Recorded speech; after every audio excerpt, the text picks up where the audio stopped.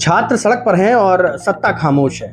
आज बात किसी पार्टी की नहीं है, आज बात किसी विचारधारा की नहीं है, आज बात उस युवा पीढ़ी की है जो इस देश का वर्तमान भी है और भविष्य भी। कल सड़कों पर जो भीड़ उतरी उसे सिर्फ राजनीति कहकर खारिज नहीं किया जा सकता। हो सकता है कुछ लोग अपनी राजनीति चमकाने आए हो सकता है कुछ संगठन अपने एजेंडे के साथ मौजूद हो, लेकिन ईमानदारी से देखें तो वहां खड़े अधिकांश चेहरे उन छात्रों के थे जो अपनी मेहनत, अपने भविष्य और अपने सपनों के लिए आवाज उठा रहे थे। वो छात्र जो वर्षों से प्रतियोगी परीक्षाओं की तैयारी कर रहा है, वो बेटी जो अपने परिवार की उम्मीदों का बोझ लेके पढ़ाई कर रही है, वो युवा जो हर भर्ती परीक्षा को अपने जीवन का एक नया अवसर मानता है। जब ऐसे लाखों युवाओं की उम्मीदें बार बार सवालों के घेरे में आती है तब गुस्सा पैदा होता है और ये गुस्सा सड़क पर उतर जाता है। तब उसे सिर्फ कानून व्यवस्था का मुद्दा मान लेना आपकी सबसे बड़ी भूल होती है। और यहीं से सरकार के सामने सबसे बड़ा सवाल खड़ा होता है, क्या ये पूरा मामला इतना आगे बढ़ाने की जरूरत थी? अगर सरकार शुरुआत में ही उन छात्रों से संवाद कर लेती, उनकी बात सुनती, उनकी चिंताओं को गंभीरता से लेती तो क्या हालात इतने तनावपूर्ण होते? और एक सवाल ये, अगर शिक्षा मंत्री धर्मेंद्र प्रधान की जवाबदेही तय करने के लिए कोई बड़ा कदम उठा लिया जाता,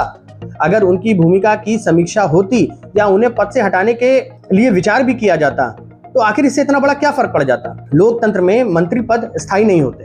देश पहले भी चलता रहा है, आगे भी चलता रहेगा। कई बार सरकारें जनता का विश्वास बहाल करने के लिए इस तरह के कठिन फैसले लेती हैं, लेकिन जब संवाद की जगह टकराव ले लेता है तब मुद्दा और बड़ा बन जाता है। सोचिए जरा, हजारों पुलिसकर्मी तैनात किए गए, लंबे लंबे बैरिकेड लगाए गए, सुरक्षा व्यवस्था पर करोड़ों रुपए खर्च किए गए, लाठियां चली, तनाव बढ़ा, टकराव की तस्वीर जो है पूरे देश में दिखाई दी। सवाल यह है कि जितना खर्च सुरक्षा और भीड़ नियंत्रित करने में हुआ, क्या उसका एक छोटा सा हिस्सा छात्रों के साथ सम्मानजनक संवाद में नहीं लगाया जा सकता था? क्या बातचीत इतनी महंगी हो गई थी?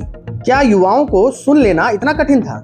क्योंकि युवा हमेशा अपनी हर मांग मनवाना नहीं चाहते, वो सिर्फ ये महसूस कराना चाहते हैं कि उनकी आवाज सुनी जा रही है। उन्हें ये भरोसा चाहिए कि उनकी मेहनत का सम्मान हो रहा है। उन्हें ये विश्वास चाहिए कि सरकार उन्हें समस्या नहीं बल्कि देश की ताकत मानती है। लोकतंत्र की असली शक्ति लाठियों में नहीं होती, लोकतंत्र की असली शक्ति संवाद में होती है। जब संवाद कमजोर पड़ने लगता है तब सड़कें बोलने लगती हैं, और जब सड़कें बोलने लगती है तो सत्ता को सुनना ही पड़ता है। आज का युवा पहले की पीढ़ियों से बिल्कुल अलग है। ये सवाल पूछता है, ये जवाब मांगता है, ये आंकड़े देखता है, और जब उसे लगता है कि उसके भविष्य के साथ न्याय नहीं हो रहा तो वो चुप नहीं बैठता। इसलिए ये आंदोलन सिर्फ एक दिन का विरोध नहीं है, ये एक संदेश है, एक चेतावनी है, बल्कि एक लोकतांत्रिक संदेश है कि देश का युवा जाग चुका है, और जागा हुआ युवा सिर्फ सुनता नहीं, अपनी बात सुनाना भी जानता है। अब फैसला सत्ता को करना है, युवाओं की आवाज को विरोध समझना है या लोकतंत्र की धड़कन। अभी मंगल मिलन बैठक में प्रधानमंत्री मोदी जी का भी बयान आया। उन्होंने कहा है कि नीट परीक्षा में जो भी धांधली हुई, उसमें जो भी दोषी हैं, उन सबको कड़ी से कड़ी सजा मिलेगी और वो जेल में सड़ेंगे।